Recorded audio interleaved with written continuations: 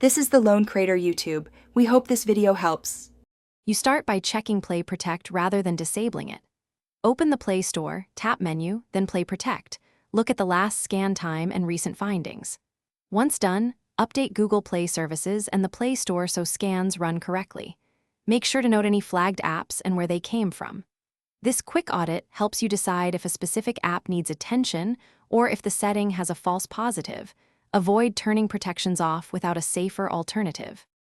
If Play Protect flags an app, address the app directly, update, reinstall from the Play Store, or remove it.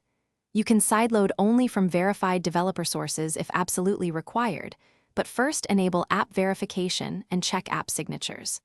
For development or testing, use an emulator or a secondary device to avoid compromising your primary phone. Once you confirm the app is safe, reconsider whether the protection still blocks needed behavior. Rather than disabling Play Protect, use safer workarounds. Enable developer options for debugging, use a test device or emulator, or sign a trusted debug build. If Play Protect still misidentifies an app, contact the app developer and submit the APK to Google for review. Make sure to back up your data before major changes. If your device behaves erratically after these steps, a factory reset can remove problematic software. Only take that step after exhausting safer troubleshooting options and securing your backup.